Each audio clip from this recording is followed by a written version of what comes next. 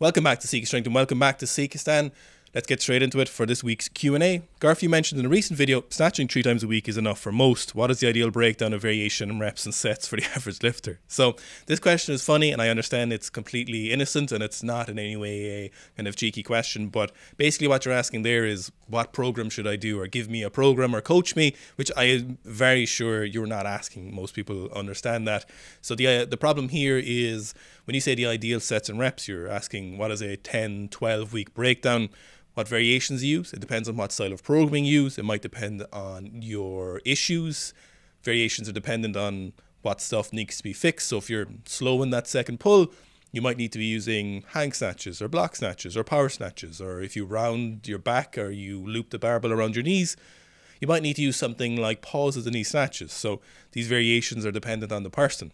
So why did I say 3 times a week? Well, if you look at even the kind of average lifter all the way up to the elite level lifter, for the most part, they have 3 big sessions, or rather 3 big days during the week where they're lifting a lot or multiple sessions, or they're going heavy in a meaningful fashion. If we take, for example, the Romanian system, which is reminiscent of a lot of systems, certainly systems that are kind of peripheral to the Russian nation, even all the way over as far as South Korea, you'll see Monday, Wednesday, and Fridays are the big days. They'll train, depending on the lifters in the nation, between 2 and 3 times a day. They'll have the snatch, clean and jerk, and sometimes they might have some extra snatch sessions. But realistically, for most of those sessions, they've 3 big snatch sessions on that Monday, the Wednesday, and the Friday.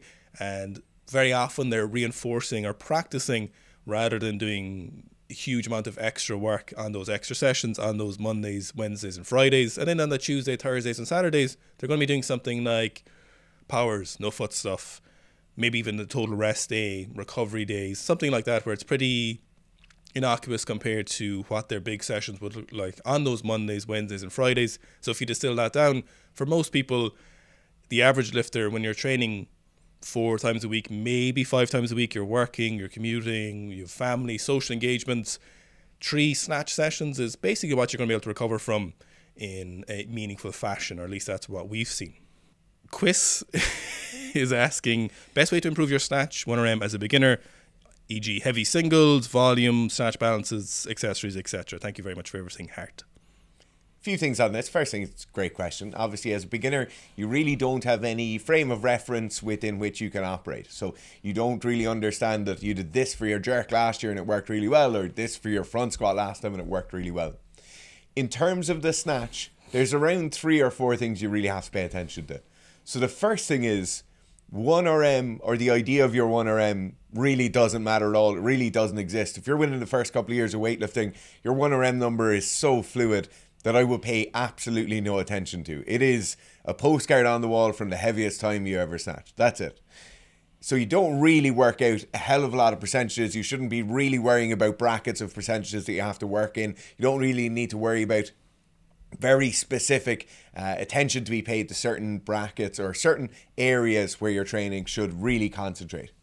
The big thing for beginners is that you should be striving for technical proficiency. I'm not going to say technical perfection, because until you're around 5 or 10 years into snatching, you really won't have very good or very sharp technique.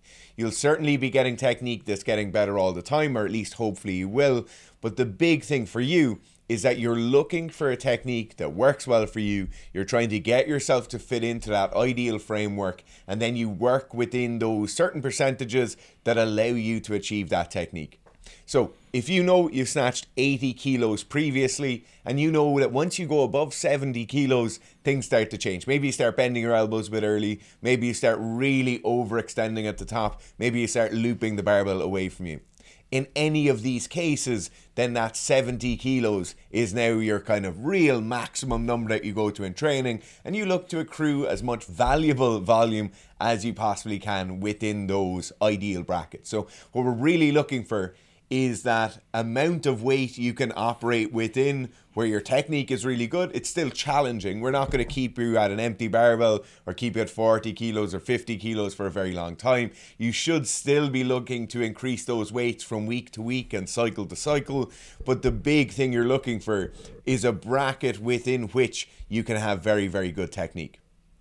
The final thing then for beginners is you need to make sure your strength numbers are going up all the time. So most of us, when we start into weightlifting, will have a massive surplus of strength. Very rarely do we get people starting in weightlifting where their strength is the main limiting factor. Most of the time, it's technique, range of motion, the ability to coordinate those things. And so we tend to put strength numbers on the back burner. You might come into weightlifting with a 60 kilo snatch and a 160 kilo front squat or back squat. In that case, you'll say, I don't need to worry about my back squat for a long time. Now, that's not really how you should be looking at it. Certainly, you don't need to be going balls to the wall and really chasing strength numbers and pushing your strength massively to the point where you're fatigued then for your snatch and clean and jerk sets. But you really do need to make sure your strength numbers are increasing all the time. I know it's not your main area, but are there resources for learning about nutrition you like? No, there actually isn't. At the current moment in time, especially if you're looking at larger creators, nutrition has become incredibly politicized. We have these, for want of a better word, those tribes. I hate that word. It became really cringy for some reason. If you look at, kind of the Joe Rogan podcasts and the spread from that. But that is the best term. We've people like carnivores who think carnivore is the only way to do things in the best way possible. Then we've people who are almost exclusively anti-carnivores, and then we've the people who are, if it fits your macros and nothing else matters. And then you've people who are really traditional with their nutritional style. And a lot of them are a mess, to be honest with you. There's a lot of research coming out on a lot of different aspects, so they'll rehash research that's been out before. And then you've people who are incredibly, I want to say passionate to be generous, but obnoxious in other fashions when it comes to being descriptive about their knowledge around nutrition. So at the moment, I actually can't think of anyone really good at the moment who gives a lot of good nutrition advice. So when we're talking about nutrition, I assume we mean health, wellness, also fat loss, etc., stuff like that, ideal body composition. But there's no one for me at the moment who puts out a lot of information who I can think of. And that's not to say they're not out there. They surely are out there. There must be the Sika strength of nutrition out there somewhere, but I don't know of them. And it's really irritating at the moment. You've got these people who are like, afraid of seed oils, are you? Like that kind of, it's really irritating. Like it's serving no one. It's become so political. They've turned their particular nutritional camp into a politics, and it's incredibly irritating. And the irony of the situation is that everyone believes they're helping people, but by the nature of what they've done in regards to the argument of nature, how they're presenting nutrition, they've made it so much harder. They've made it for someone who has a degree in biochemistry, who's been involved in the industry for 60 odd years, somewhat confused, somewhat irritated by the whole system. There's no clear evidence, or there's no clear path for what is useful in nutrition anymore. Certainly not if you're in any way interested in what's going on. So I actually don't, and I hope it gets better soon, because it's a mess at the moment. What do you think about the infamous Russian squat routine, and what about doing it 2 times per week instead of 3 times per week?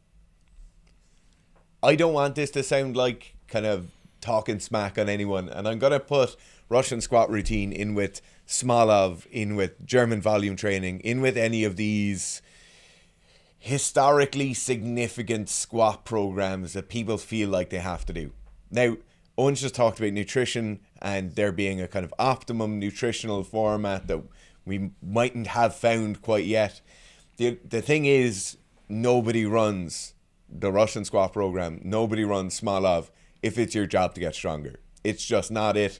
It's out there and it exists because of the infamy. It's there because a lot of people have ran it. And so now when people enter into the world of strength training, and maybe they're a few years into training, this is what they're going to do. They're going to do Smolov, they're going to do the Russian squat program, whatever it is. We've all done it. Now, does taking these programs and altering them slightly make them a bit more user-friendly? Yes.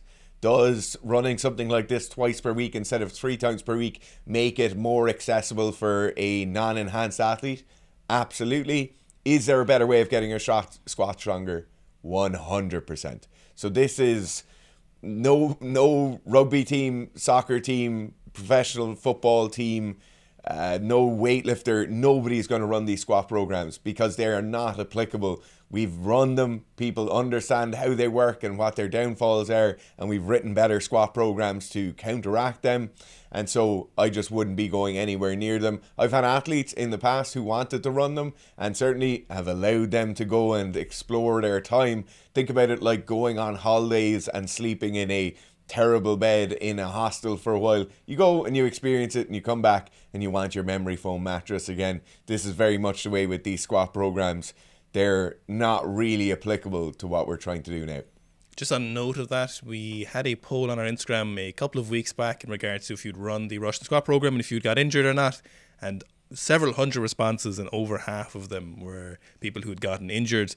The interesting thing about the Russian squat program as well is that there's no evidence that the Russians ever wrote or procreated the Russian squat program. There's no good evidence of that. There's some rumors of someone who wrote it or a coach, but a very good weightlifting biomechanist, Bud Cherniga, investigated the origin of it, and he knew the original coaches who were allegedly supposed to have written the Russian squat program, and they said they never knew that coach to ever have used that.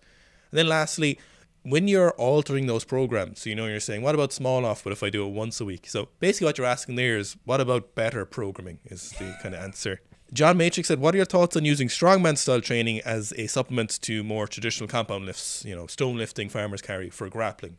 So on the first order of information here, so the first thing here is that I would be glad if any grappler is doing any kind of meaningful strength training. So I just want to start that off by saying that if you're doing any kind of non-gym work in regards to strength training, nothing on the mats, if you're wrestling or judo or jiu-jitsu, whatever it is, if you're doing something outside the gym and you're going to a strength training gym and you're doing some kind of strength training, I'm really happy for you and I'm super thrilled that you're thinking about it in this fashion. I suppose the chances are, we're a bit biased here, that if you're watching the channel, you're already on the path to better strength training for grappling.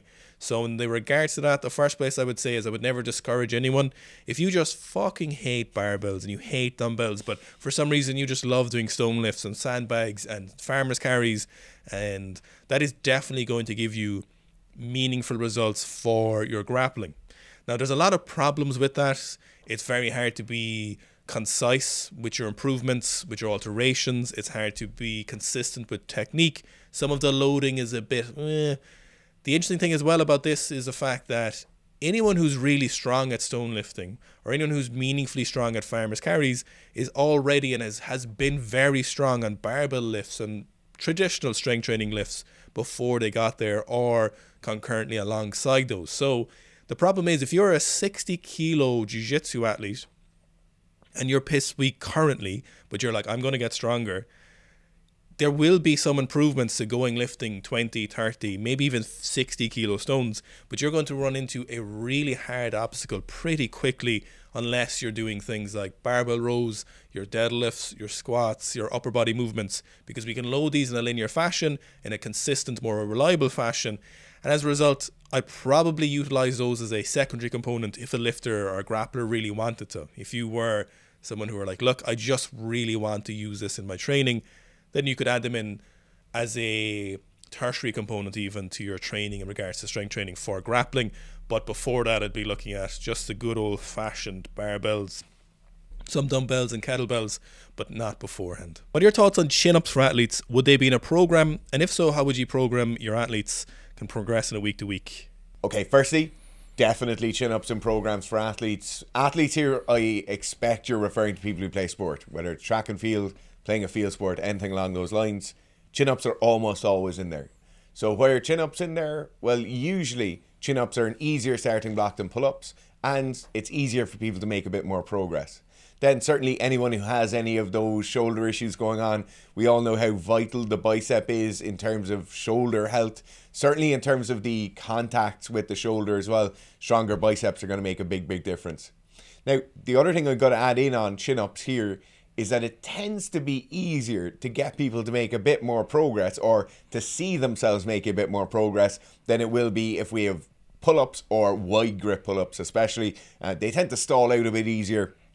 It tends to be more limiting factors such as shoulder mobility, external rotation of the shoulder, and people are just not as comfortable as they are in a neutral grip or a chin-up supinated grip. Now, in terms of progressing them from week to week, usually we're spending a bit more time on the regression scale. So usually if a starting point for chin-ups would be 5x5, a lot of our heavier weight class athletes, a lot of our female athletes are going to struggle with 5x5 in the first week of the program. Maybe they're out of shape, or maybe they're just not that great at chin-ups, and so we work on the regressions. Our favorite regression by far is a timed eccentric on the chin-up. So obviously eccentric loading of the muscle will lead to very, very quick progressions and lead to a nice amount of hypertrophy as well. So that tends to be the first place we go for the week 1 -1 or week 1 -2 to get people onto the initial ramp of the program. Now, the next piece on the progression side of things is where we tend to start when it is week 1. A lot of the time we'll start with something like 4 sets of 3, 4 sets of 5, moderate enough volume, no crazy amount of work being done there, just making sure they're getting it done and getting it done at good quality. The next part is then that quality that the chin-ups are being done at, particularly for athletes, and I'm referring back to athletes again because it's in your question. Particularly for athletes, we tend to see that end range of motion when the muscle is fully lengthened being slightly weaker than what we'd like.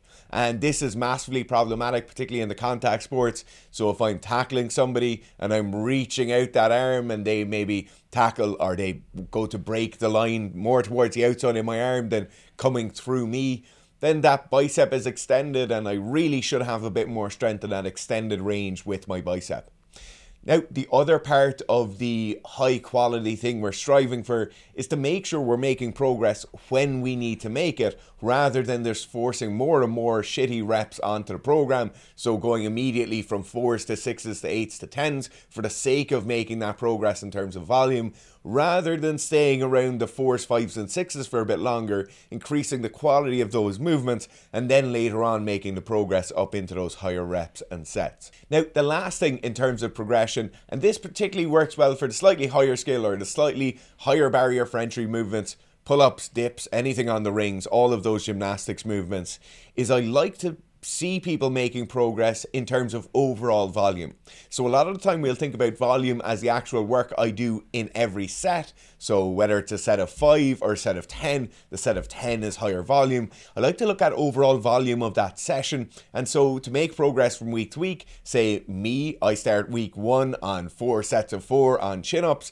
Week 2 is probably going to be 6 sets of 4, or maybe day 2 of week 1, 6 sets of 4 on those same chin-ups. And so I go 4 sets, then 6 sets at the same rep. Week 2 might be 4 sets of 6 reps, and then 6 sets of 6 reps. So I'm incrementally increasing the overall volume of the session without inherently making the individual working sets more difficult. Thoughts on massaging a muscle between sets, like massaging the quads and lower back between squat sets? So the first place I want to say is that, as you probably know by now, I'm a huge fan of soft tissue work in whatever fashion you can get it, whether that's foam rolling, whether it's a lacrosse ball, of baseball, getting someone else to do it for you, maybe even something like dry needling, a massage gun. Any number of these things are incredibly beneficial to people who are actually training hard and not spending time on Instagram. The main thing here though is that I'd wonder, why would you need to do this between sets? I would argue that it's probably better to do it before, after, or further from training if you're going to get soft tissue work done. It sounds like there's something possibly painful here, lower back or quads. If there's an issue, you're probably putting a band-aid on a problem if you need to be doing it between sets. Now, is there necessarily an issue with it between sets? Probably a small hit on your performance. You know, if you're going to be doing soft tissue work on something, you're ideally, hopefully, reducing what some therapists would call the tone. Essentially, that's the how tight or how taut that muscle feels to someone palpating it. And when you're going into a set of heavy squats, and if you're doing a heavy 5x5, I don't really want you relaxing your lower back, your quads sufficiently or hugely in between those sets. Not only will it be probably not great for the later muscular contraction, it's probably going to relax you a little bit, which is not something you want physiologically or psychologically. And it's going to take a bit of time. You know, if you're going to get some meaningful soft tissue work done in between sets, it might take you somewhere between 2 minutes. You have to lie down on the ground. It's just not super efficient in regards to your training time. So I would say do it elsewhere in between sets though. I'd come back to the issue of, is there something wrong here? I'd probably be addressing it a little bit more diligently at some other point. Because realistically, if you're doing heavy sets of squats, for example, you're not going to do enough soft tissue work to make a meaningful difference on your quads or your lower back. You're just going to be doing some, which is still better than doing nothing if you have an issue. But in regards to actually making a difference, you're probably not even going to get very good soft tissue work here. And then you're probably going to slightly negatively impact your squatting. What have you found to be the most effective way to increase back squat long term? Basically saying at the moment he's wants to get 180 plus and he's currently at 150 kilos and he doesn't know what to do. So the first thing I'd say is, in the question you mentioned you're 21 years old and 73 kilos. So you have a massive ceiling. You could realistically PB your back squat every year for the next 16 to 20 years of training. You have loads of time. Now, the other thing I would say with that is, at 73 kilos, you also have a lot of body weight you could gain before it kind of gets ungainly or before it gets incredibly difficult. Now, in terms of the best way to progress, certainly for athletes in their early 20s, we tend to see the best levels of progress being done in specific blocks or periods of training throughout the year, and planning those out around 6 to 12 months in advance. So usually people will come to us and they'll want to run the RTA squat program or the RTA 2.0. And those are very aggressive 8-week and 12-week squat programs. Now, particularly in the case of the 8-week squat program, you're not going to repeatedly run those 8 weeks for the next 16 years of training. That would be unreasonable. It's going to be very, very difficult to keep on that horse. So what we're talking about here with periodized training plans is you would do a squatting block. So maybe you run the 12-week squat program. Maybe you put on 10, 15 kilos onto that 1RM number. Now, following on from that, you go into a maintenance period of training, or you might even have a slight deload. So a week off or a week of lighter training.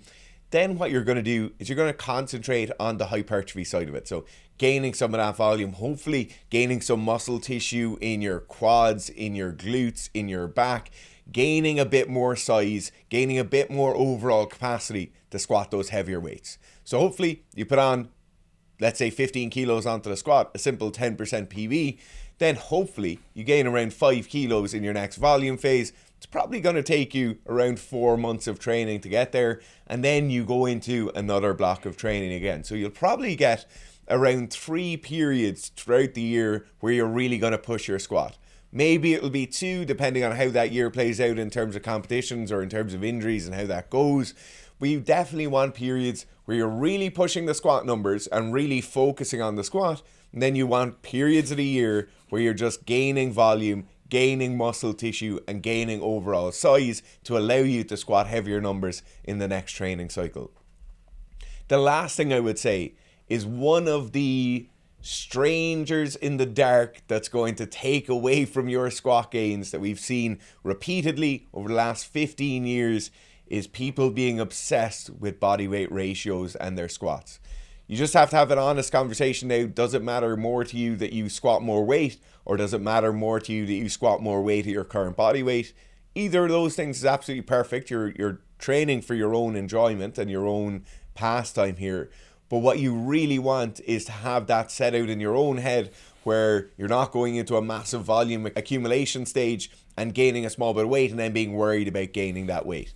If squatting heavier weights matters to you, then squatting heavier weights at a slightly heavier body weight is going to be far easier, and you'll make far more consistent progress from month to month and year to year. Clark is asking, he's losing body weight, he's down to 129 kilos, but he's definitely losing strength, and he's wondering, is there any tips? So the first place you have to approach this is from a psychological aspect. This is the main area, and you just have to accept that this is the right decision for you. Now, what you do with your life is entirely up to you. You say you enjoy training, but you understand that losing weight is good for your health. So the first place we have to be is to acknowledge that you're going to lose some strength. And in the short term, you're definitely going to lose more strength than you would otherwise after a period of training at your new body weight. So at the moment, you're down to 129 kilos. Let's say you can squat 200 kilos at your heaviest body weight. You get down to your goal body weight of 110 kilos or whatever that body weight is. You're going to see a much worse regression on your squat in the short term.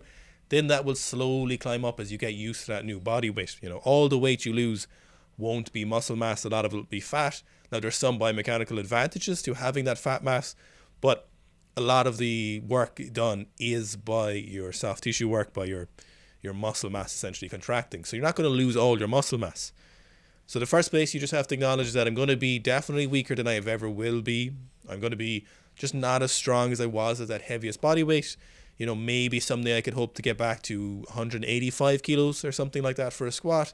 In the short term, you might even end up somewhere at 170 kilos or 160 kilos might be very, very heavy. So while you're losing the weight, until you get to maintenance, just accept that the numbers are going to feel worse than they actually are in the long run at that new body weight.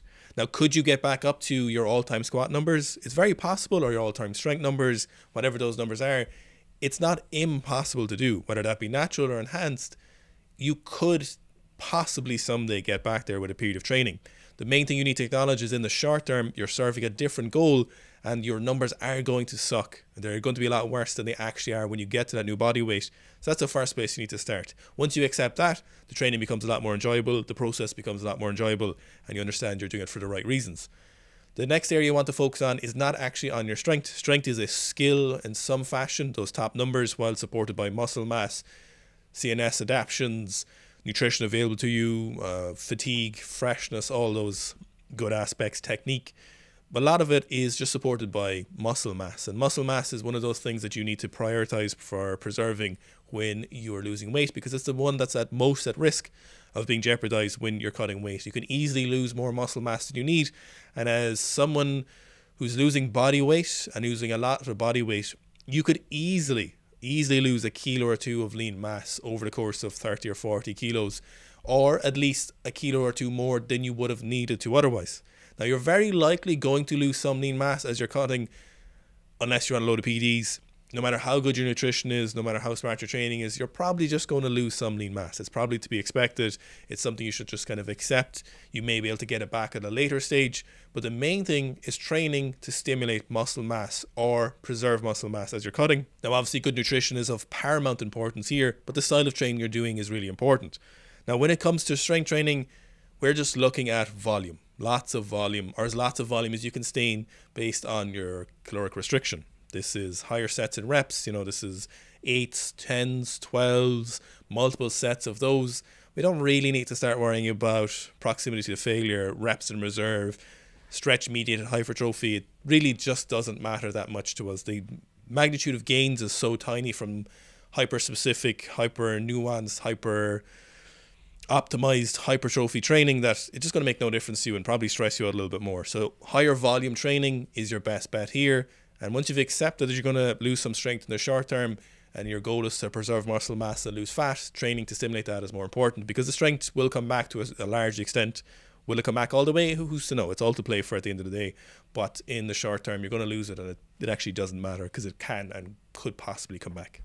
When are high hang or hang snatches important in programming? Most programs I've done only do low hang or block snatches. Firstly, when we look at this, you have to look at the use of variations or derivatives and when are they useful in programs. And the big thing, if we're looking at standard programming protocols, you should only be doing a derivative, or you should only be doing a variation when there's a specific need for that derivative or specific need for that variation. So it's not necessarily something that you always do high hangs or you always do low blocks or whatever it is, firstly. Now, in terms of the high hangs or hangs generally speaking, why do we bring them into people's programs, or why can they be useful? First thing is that a lot of the time people have a massive amount of work to do during their first pull. So then their first pull really stunts their overall progress for the snatch, and we rarely get that kind of valuable work done. Now, in the case where I'm pulling the bar off the ground, it's massively looping around my knees, I need to do a lot of lower back, hamstring and posterior chain development to allow me to have a good sweep back of the barbell during the first pull. In that case, I could be limited to less than 70% of my Snatch 1RM for up to 3 or 4 months of total training. I'm really going to have to do a lot of physical development, and then my snatch is never really getting up into those higher percentages. So in that case, doing something like a mid-hang or a low-hang snatch can be really useful. I don't have to tax that lower back and posterior chain as much as I might have, and I can get up to those heavier weights slightly faster and allow me to practice those things I still need to be practicing to snatch closer to those 1RM numbers. The second thing you need to imagine here is that the hang taxes us in a slightly different way than pulling the barbell off the floor will.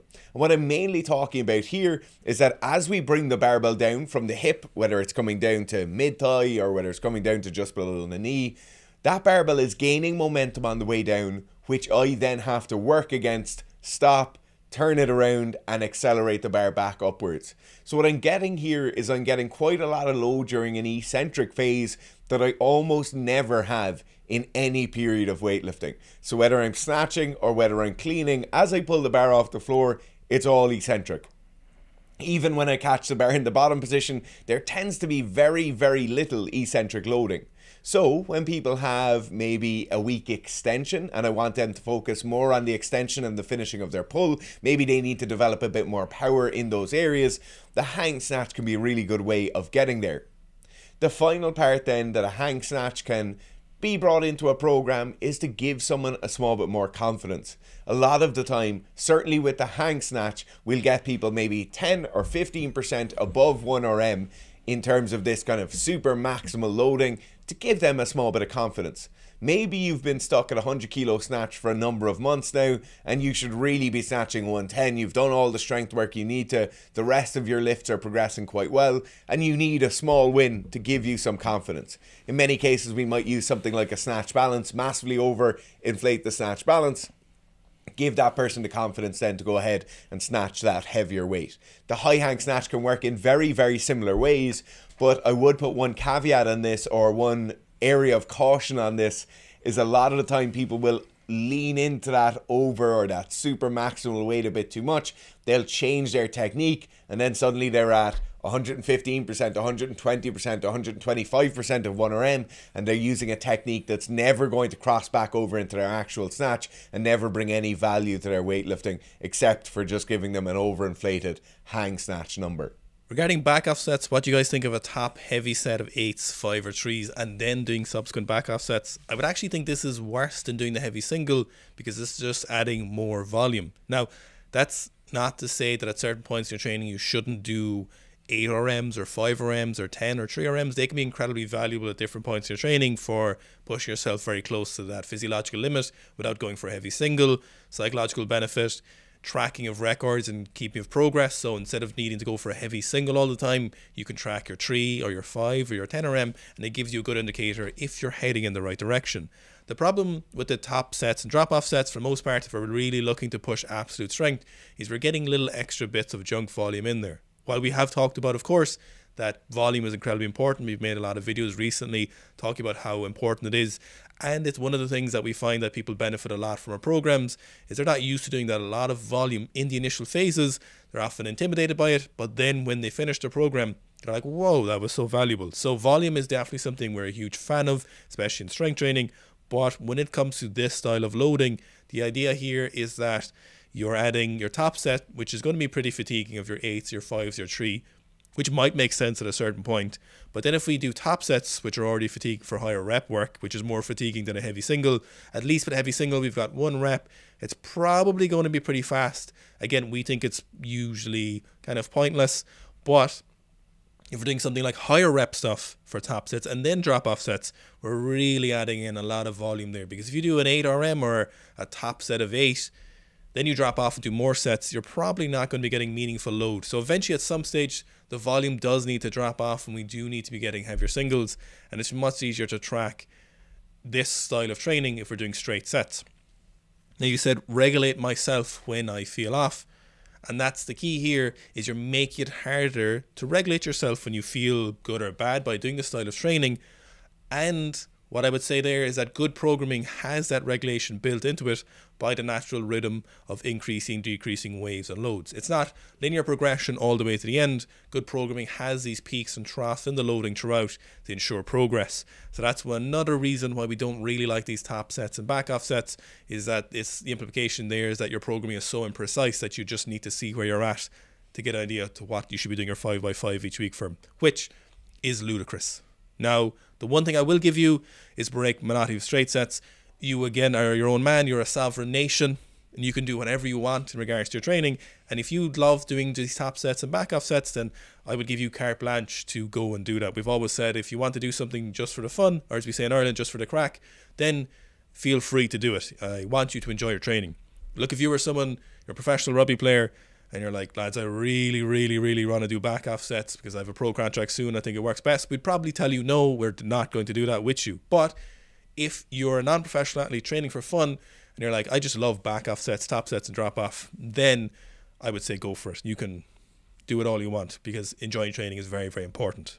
Do you have any tips or advice for a middle-aged woman getting into strength training? The big three, yes or no, why or why not? First thing I want to talk about here is let's just define this, and this is not saying that this is exactly what the question is referring to, but this is the answers I'm going to give will refer to this. So let's say female, 40 years old, no history in strength training, maybe some history in previous sports in their teens and early 20s, let's say something like swimming. The first thing here is that the stability available to females, and this is females across all age categories, tends to be slightly lower. They tend to have higher range of motion available to them, and that comes with both positives and negatives. But with getting into strength training, it's definitely a slight negative. So we really have to concentrate on the ability to produce stability. So the ability to brace, the ability to maintain positions, the ability to move through appropriate ranges of motion. So I've seen it literally thousands of times now where you'll get somebody in, maybe they don't have any of the history of strength training. You'll put a very light barbell, like an 8 kilo barbell on their back. They'll do a back squat and they will be ass to grass immediately. Many coaches will look at that and say, great, that's phenomenal. We've done this. They're going through the range of motion 5x5 at whatever the weight is going to be. That is not where you should be starting off. What you should be doing is look at the range of motion you can control yourself through. So making sure the knees are tracking in the correct direction over the middle toe, making sure the lower back, the pelvis are maintaining good positions throughout, making sure the upper back and shoulders are maintaining good positions throughout, and then we can look to load it afterwards. So if somebody's not able to do a very, very controlled tempo squat through that entire range of motion as a beginner who's coming into it at their middle age, then we really have to be putting the brakes on them, really focusing on that stability, maybe working with unweighted squats, maybe working with hip circles on the knees to ensure knee tracking is effective, maybe getting them out of any sort of spongy sole shoes, looking at that foot on the ground, seeing how that foot is interacting with the ground. That's the first thing I would look at. And that range of motion chat or that idea or that model should also be applied to overhead pressing, should also be applied to deadlifting or hinging. It should also be applied to any of the gymnastics movements or Olympic weightlifting movements they're going to do. Generally speaking, there will be large ranges of motion available with non-ideal levels of stability throughout certain areas of that range of motion. So definitely look at that. The second thing I would look at is the idea of progression and having a very open mind or an open conversation about the relative progression that that individual is going to make compared to other individuals in the gym. So whether it's in comparison to younger females, younger males, males of a similar age, your progression rates are going to differ drastically. And so most of the time, in these cases, it might be in a group training session, a class training session, or in a gym environment where they might know other people, maybe their friends or their partners are training as well. And the level of progression in terms of strength work is going to differ drastically. If we have a female in there, 16, 17 years old, she will make unbelievable progress, almost to the same extent a male will make progress in that same age bracket. But once the female athletes get a small bit older, their rate of progression is different, and you should definitely make yourself or make the athlete aware of that as they're starting off in their strength training. If everybody else is adding 5 kilos or 10 kilos per week, just make sure that conversation is had so that individual, or so you yourself, don't feel like I'm massively holding back here, or I should really be pushing hard, or what am I not doing that everybody else is doing. It's just normal. It's just physiology. Now, the next thing I want to make you aware of is that endurance style training and that slightly more aerobic skew to the training is actually going to be very beneficial and will probably have a bit more favorable results for you. So it's definitely a very well documented thing at this point that females as they're approaching middle age, will have that increased mitochondrial density. And it is something that you'll notice in many of the ultra endurance sports at the moment. You'll see many of the top performers in those ultra endurance sports are females, or we're getting a lot more female involvement in those ultra endurance sports. So the aerobic side of things is definitely somewhere you can make a massive amount of progress. I'm not for 1 second saying you shouldn't be weight training, but what I am saying is weight training in combination with a bit more aerobic training will certainly be very beneficial. Finally, what I'd like to say then is, and this goes for male or female, if you're getting into training in your middle age and maybe you haven't lifted weights before, is just be patient with it. It's going to be a thing where for the first number of months you will feel like a duck out of water. You might have way more DOMs than you thought you should. You might have DOMs to the point where you think you're injured. You also might just be very uncomfortable with a lot of the movements. Maybe it's something like a kettlebell squat feels very weird to you, or maybe it's a deadlift from the rack feels very weird to you. Just understand that these things are going to be completely alien to you. Understand that although everybody else in there appears to be working out just perfectly and appears like they're perfectly comfortable in these surroundings, that most people aren't, or they certainly aren't when they start off. And so it's quite rare in middle age that people enter into something completely new that they're completely uncomfortable doing. And I think in strength training in particular, people force themselves into it because they know it's the correct thing to be doing, but they're not very comfortable when they get there, and then they think they're doing something wrong. Most people are uncomfortable when they start off, and it is just par for the course. Give it a few weeks, give it a few months, and I bet you'll start feeling like you're a lot more comfortable in those environments. Do you guys have a twice per week program? So depends on what program you're running. So if you're running, say, a mainstream weightlifting program or a powerlifting program, or they're becoming a horse program, they're 4 days per week. You could run these across 2 weeks. Just understand, obviously, that the outcome or results of your programming isn't going to be quite as good as if you run them week per week. There's obviously a certain time frame which the stimulus needs to be applied for you to get the meaningful benefits. You can't squat once every 6 months. You need to be squatting a little bit more frequently than that. However, over the years, lots of people have ran our programs 2 days per week across 2 weeks to get